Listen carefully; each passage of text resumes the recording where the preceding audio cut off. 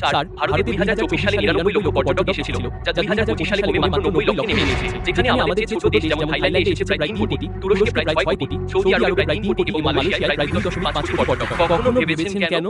কারণ তারা যখন আসে আমরা তাদের ঠকাই। যেমন সম্প্রতি ফ্রান্সের মেয়ে তাজমহল দেখতে এসেছিল, তাদের ঠকানো হয়েছে। ঠকানো? কখন? কিভাবে? চোখ খুলুন স্যার, দিল্লি থেকে আগ্রার ক্যাব বুক করেছিল তারা। পর্যটকরা ক্যাবের পুরো টাকা আগে দিয়ে দিয়েছিল, কিন্তু ক্যাব চালক বিদেশি পর্যটক দেখে পার্কিং ফি আর ফ্লাইট লেট হওয়ার অজুহাতে 500 টাকা আরজে বসলো। শুধু তাই নয়, দুই পর্যটককে তাজমহলের মেইন গেটে নামিয়ে দেয়নি, অনেক দূরে নামিয়ে দিয়েছে। পর্যটকরা ড্রাইভারকে ভুল করে 500 টাকার জায়গায় 50 টাকা বলে অন্য ঘুরিয়ে দিয়েছিল, অর্থাৎ 5000 টাকা। কিন্তু ড্রাইভার তাদের সেই টাকা ফেরত দেয়নি। সেটা তো ভালো যে কোনো একজন গাইড তাদের টাকা দিতে দেখে ফেলেছিল। তার সন্দেহ হওয়ায় সে পরে টাকাগুলো ফেরত পাইয়ে দেয় এবং পুলিশকে জানায়। টাকা তো ফেরত পেয়ে গেল।